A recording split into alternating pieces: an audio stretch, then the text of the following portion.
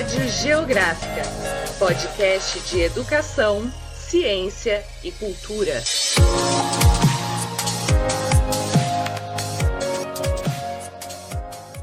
Bom dia, boa tarde e boa noite.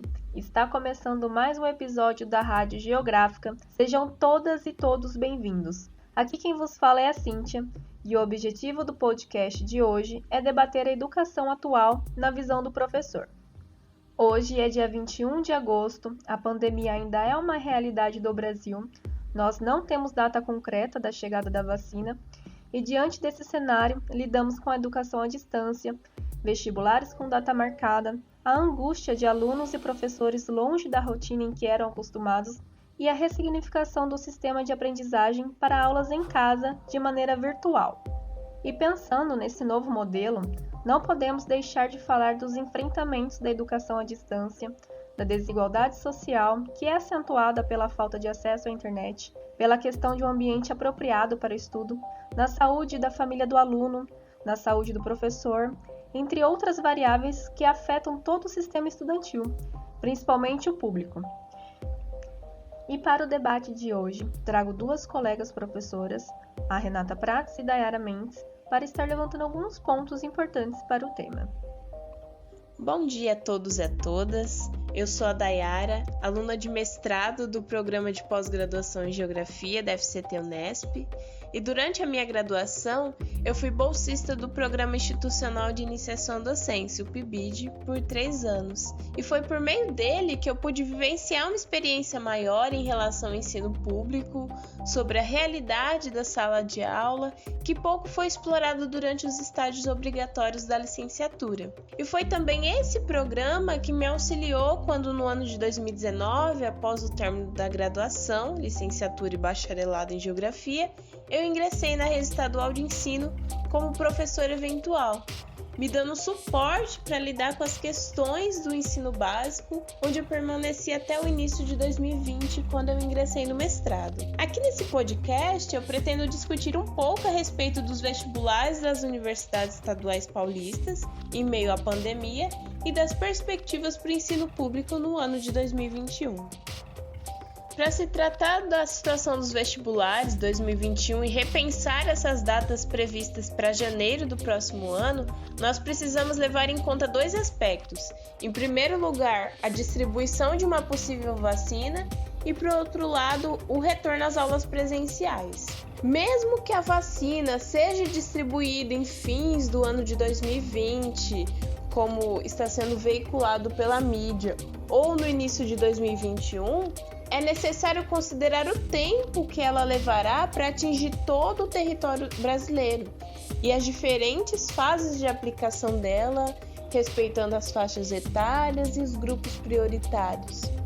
Então já identificamos aí a primeira problemática dessa data proposta pelas universidades públicas paulistas. Nem todos estarão imunizados ainda diante dessa doença.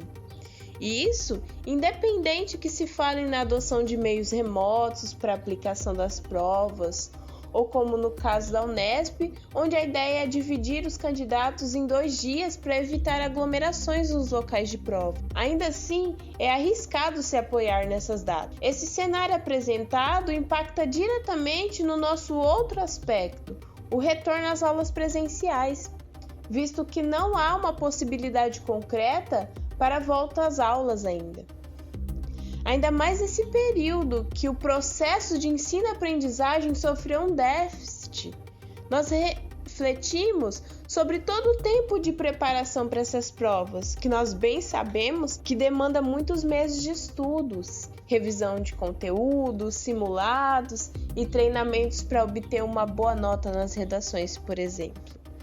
Sobre isso, cabe a gente citar a polêmica propaganda do Enem, veiculada no início de maio, com expressões como "a vida não pode parar" ou "estude de qualquer lugar, de qualquer forma".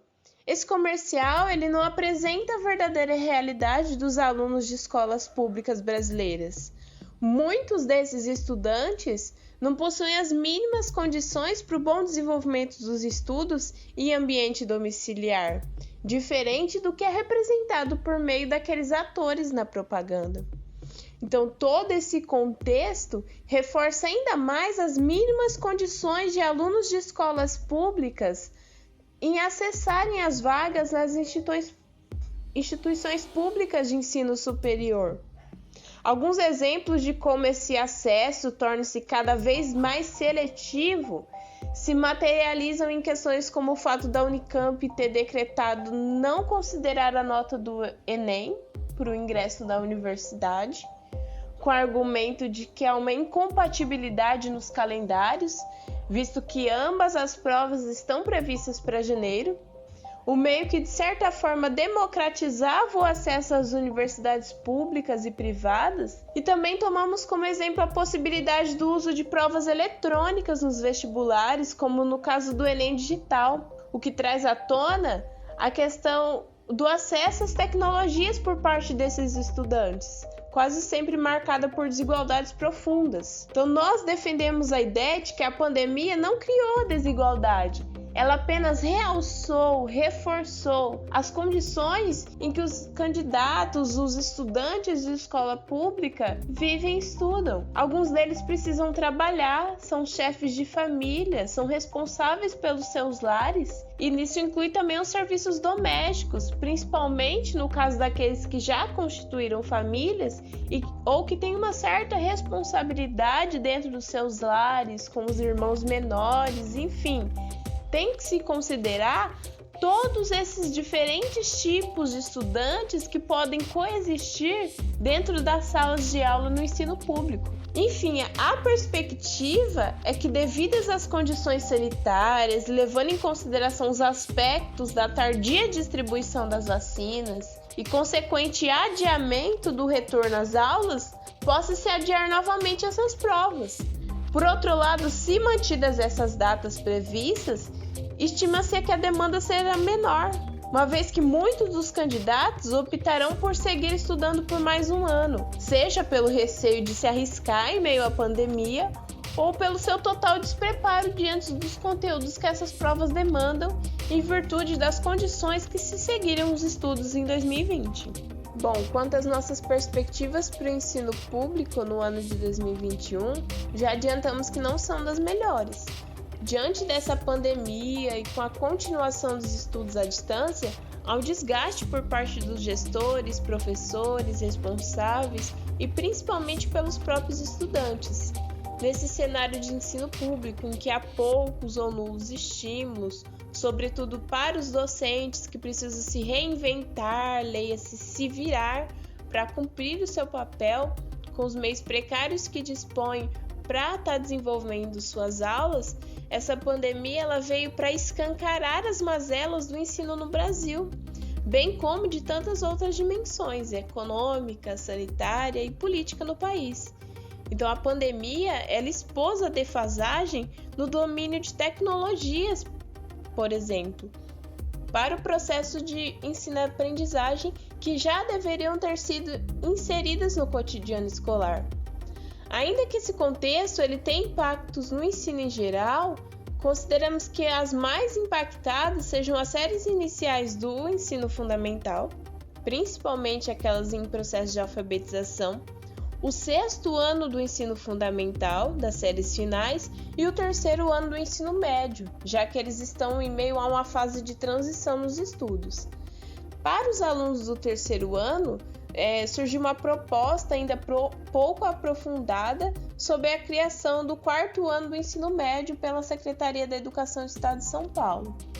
Esse 4º ano ele vem como uma medida mitigadora para sanar os prejuízos na aprendizagem causados por esse período de pandemia e como reforço para aqueles que quiserem se preparar por mais um ano para os vestibulares. Quanto a essa proposta, esse ano adicional ele seria de caráter opcional e condicionado à oferta de vagas. Porém, não há um projeto sólido a respeito do currículo ainda e a Secretaria Estadual da Educação diz não possuir mais informações sobre isso. Então, é uma proposta ainda incerta. Diante de tudo isso, fala-se em uma taxa de evasão escolar cada vez maior no ano de 2021, ou seja, há uma tendência de abandono da escola por grande parte dos alunos, principalmente do ensino médio, visto que a obrigatoriedade de permanência na escola é até os 17 anos e depois disso muitos ingressam no mercado de trabalho. Então, para muitos desses estudantes, pode-se considerar que 2020 foi um ano perdido quanto aos estudos, visto que nem todos dispõem das mesmas condições para seguir de maneira remota e que o rendimento em casa é muito menor do que aquele que já se encontrava em baixos níveis nas aulas presenciais. Então, tudo isso traz um contexto no ensino desde a falta de atenção do aluno no ambiente inapropriado para a concentração nas tarefas, as dificuldades dos pais e responsáveis de orientar as atividades, até uma certa inabilidade dos professores de lidar com o manuseio de tecnologias, visto que não foi oferecida uma formação a princípio, como já era de se esperar, diante desse contexto de avanço das novas tecnologias. Então, esse fato reforça a desigualdade no acesso às condições mínimas de estudos e principalmente aos aparatos técnicos e tecnológicos pelos estudantes. Como não se considera cancelar o ano letivo como seria o mais cabível diante de todo esse contexto de pandemia, como, por exemplo, a alternativa de cursar novamente a série em 2021, espera-se pelo menos que no próximo ano o ensino tenha um caráter de retomada de conteúdos da série anterior, para que esses estudantes eles tenham a possibilidade de concluir plenamente o seu aprendizado. Bom, meu nome é Renata Prates. Eu fiz licenciatura e bacharelado em Geografia na Unesp, de Presidente Prudente, aqui no campus. Fiz mestrado e agora sou doutoranda também do programa de pós-graduação. Sou professora há 9 anos do Centro Paula Souza. Eu trabalho na ETEC,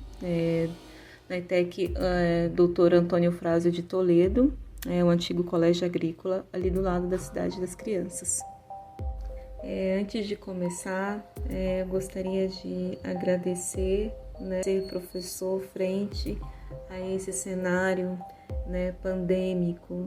Acho que é uma experiência para todos nós, e uma experiência complicada e difícil, Bom, todo mundo sabe, todos têm aí noção que nós estamos trabalhando num ritmo muito mais intenso, o professor do que ele trabalhava antes, Então o trabalho do professor ele não se resume apenas, entrar na sala de aula e dar a sua aula. Você tem todo um processo, por trás disso, que vai desde a questão, de preparar a aula, preparar o material, para o aluno, correção de prova, correção de atividades, lidar aí, com uma série de outras dificuldades que às vezes os alunos têm, Além, lógico, de lançar notas, lançar faltas no sistema. Então, o resumo de tudo isso é que não é um trabalho tão simples assim como costuma ser julgado, Então, antes da pandemia, o que a gente tinha, A maioria dos professores, eles se dedicavam a atividades, que a gente chama em atividades de preparação da aula.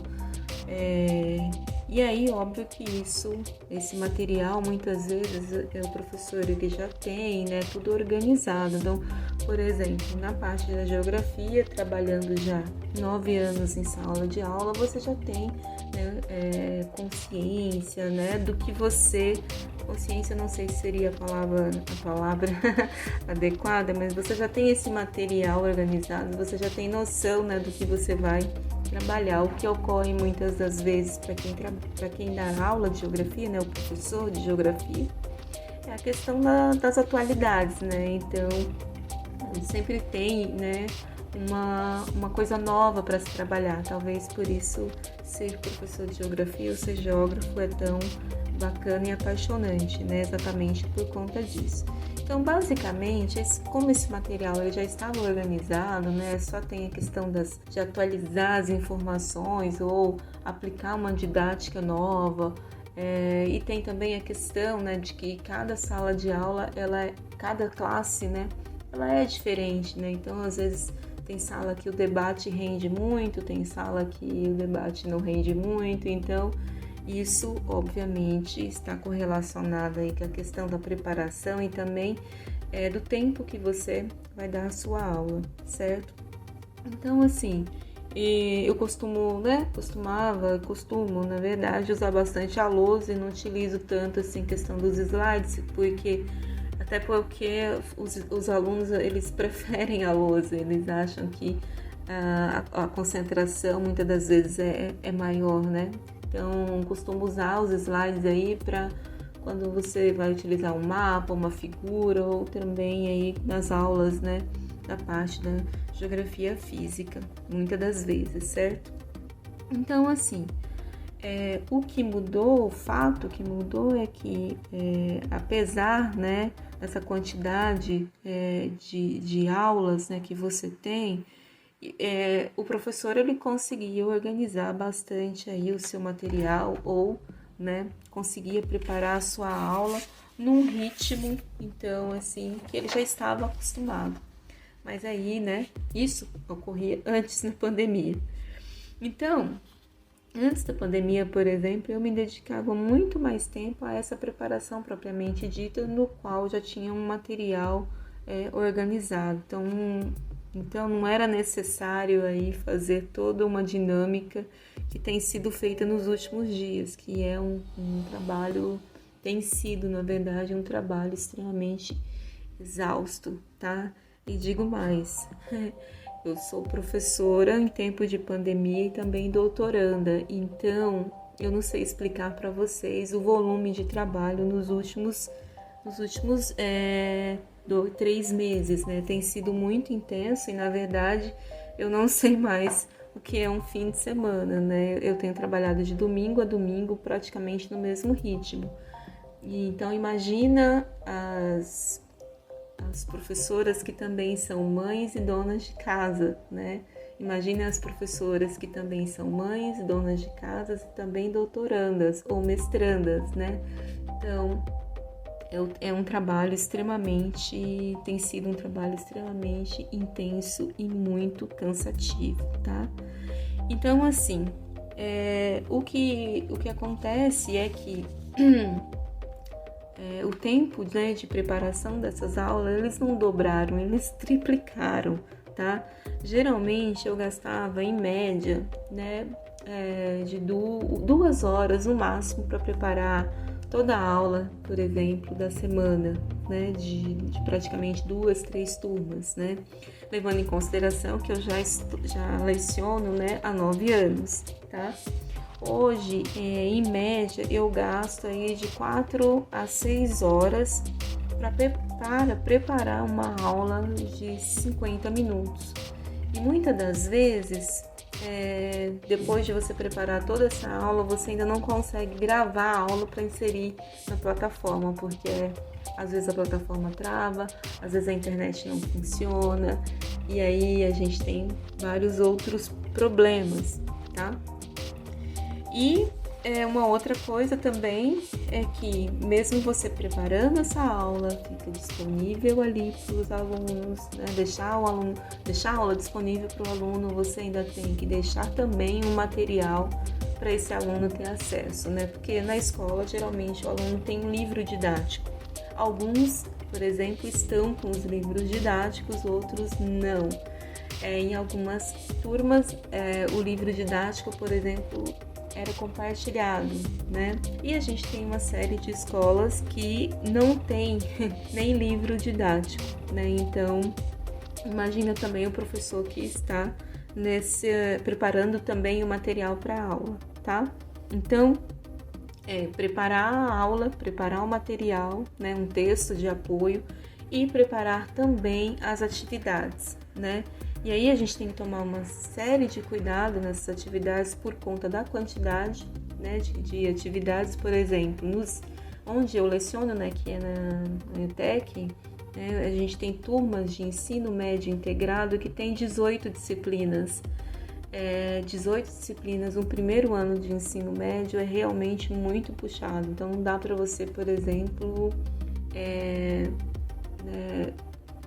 preparar uma quantidade, né, de exercício, um volume de atividade muito grande. Então a gente também precisa pensar nisso, né?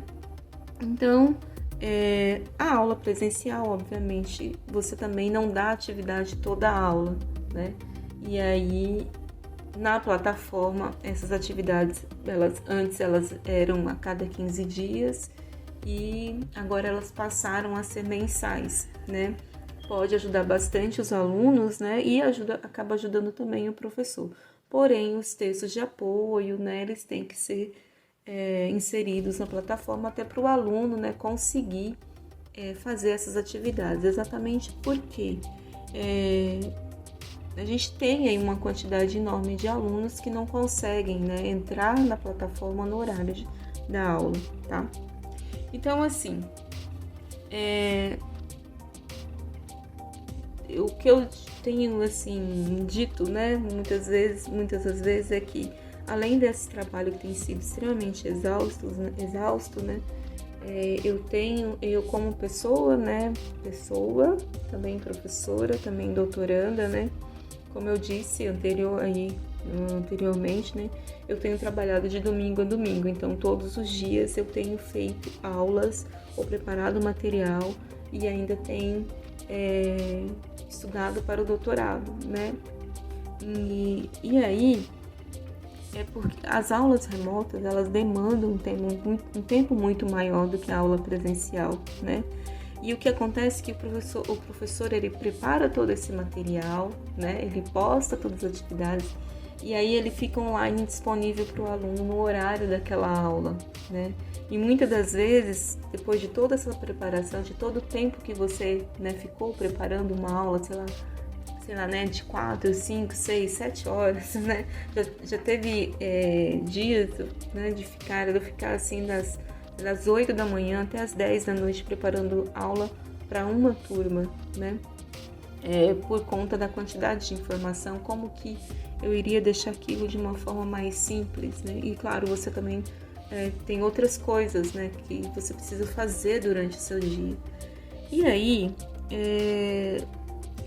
o que me deixa extremamente preocupada, né, em relação a tudo isso é de que forma, né, nós vamos continuar, né, atuando dessa forma, porque além, obviamente, de ser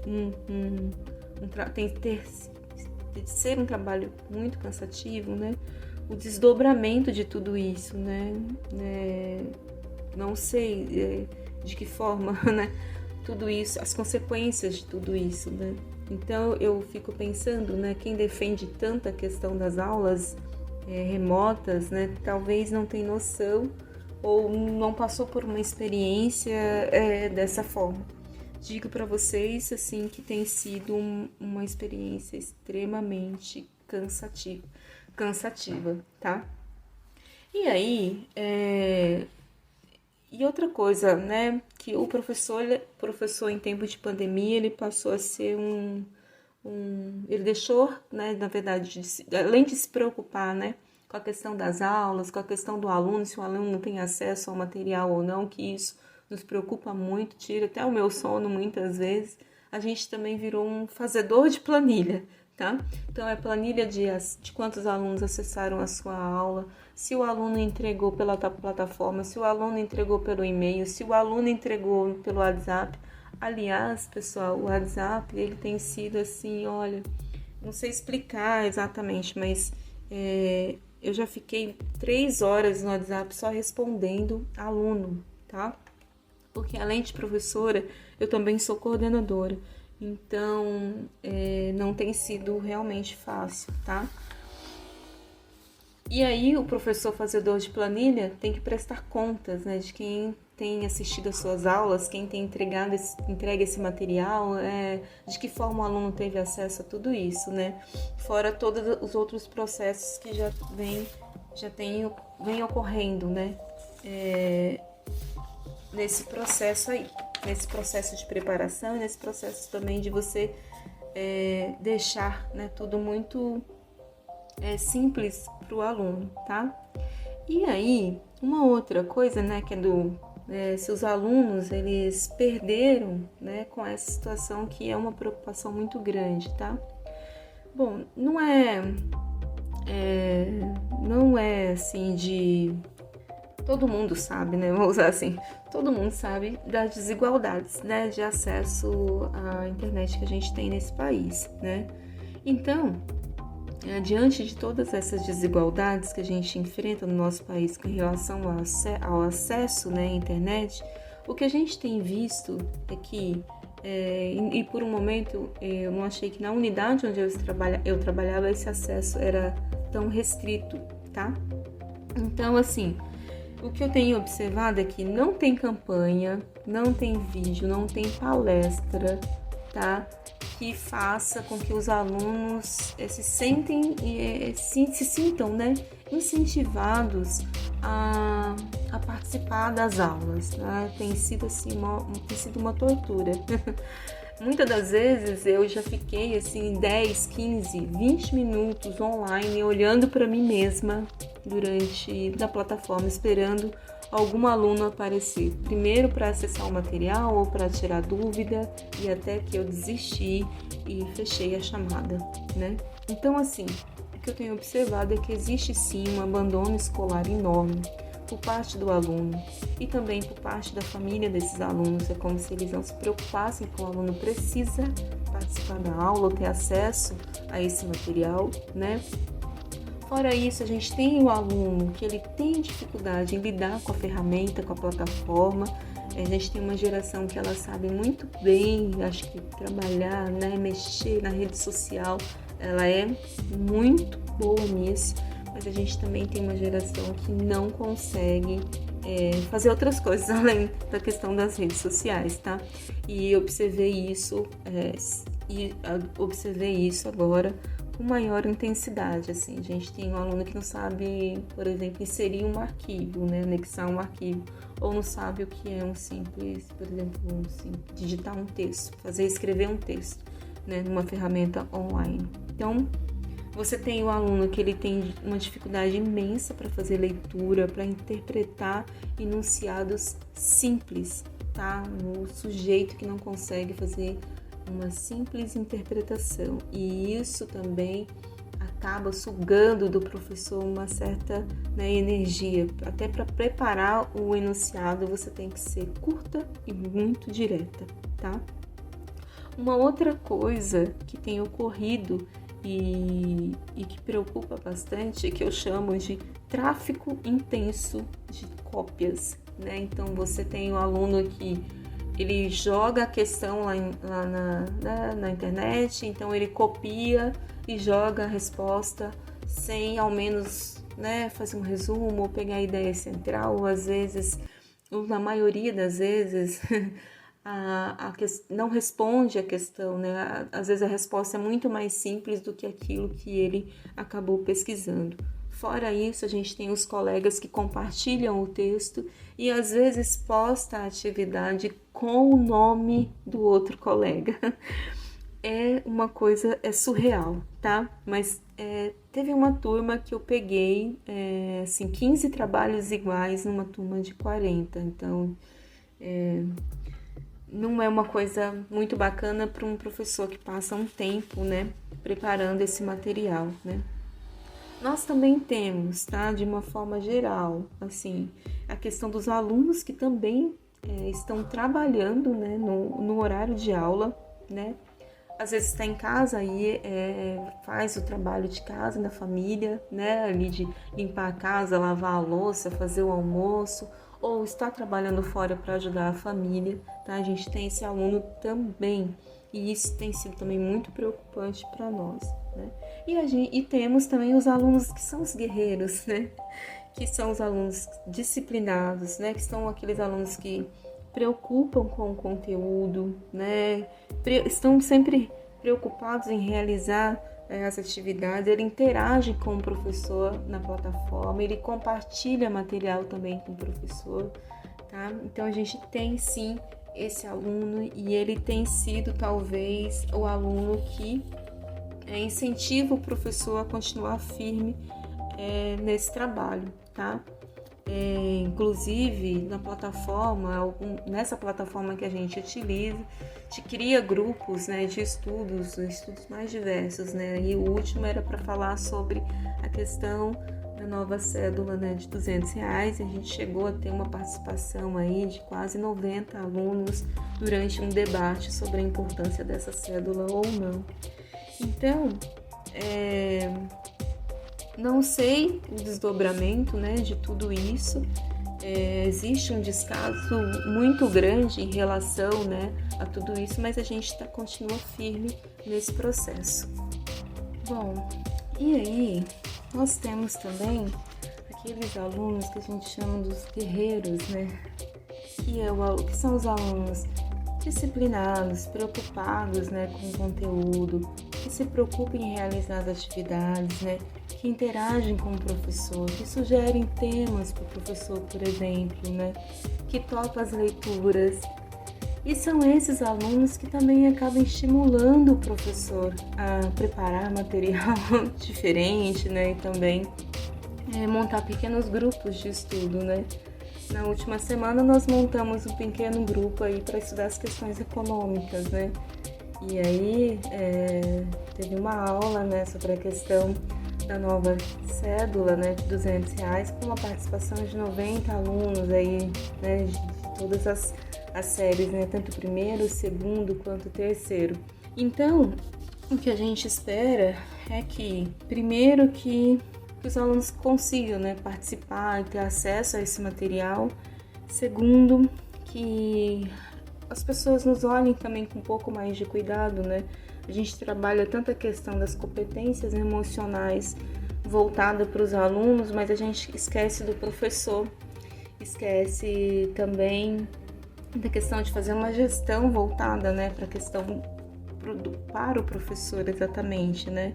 Então, o que a gente tem observado é que nós estamos nos preocupando bastante com os alunos e abandonando os professores. Eu digo isso também porque, além de professora, eu também sou coordenadora e vejo isso de uma forma assim muito preocupante, né? No último bimestre, né, a gente tinha aí as aulas fecharam numa quinta e a gente tinha que postar as notas na sexta.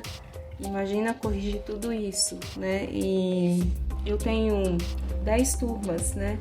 Cada turma, em média, são 35 alunos. São, no mínimo, 2 atividades. Então, imagine o volume de trabalho para você, por exemplo, corrigir tudo isso e postar de um dia para o outro. Eu confesso que assim, quase surtei. E tem outros exemplos parecidos com isso em outros semestres, inclusive antes da pandemia. Mas e é uma coisa assim que me deixa extremamente triste e preocupada em relação, né, de como a sociedade, de certa forma, ela abandonou o professor, né? Bom, então, acho que a princípio, né, era isso, né? Eu acho que, além de professor e fazedor de planilhas durante a pandemia, o que eu quero deixar bem claro, e eu acho que todos sabem disso, né, que não temos feito um trabalho tão simples, é um trabalho complexo, é um trabalho extremamente exaustivo e que merece ser olhado, né, pela sociedade de uma forma mais cuidadosa, tá? E é isso. Muito obrigada. E chegamos ao fim de mais um episódio aqui na Rádio Geográfica. Eu gostaria de agradecer imensamente a presença das meninas, Renata Prates e Dayara Mendes, Meu muito obrigada, foi muito bom ter vocês aqui conosco.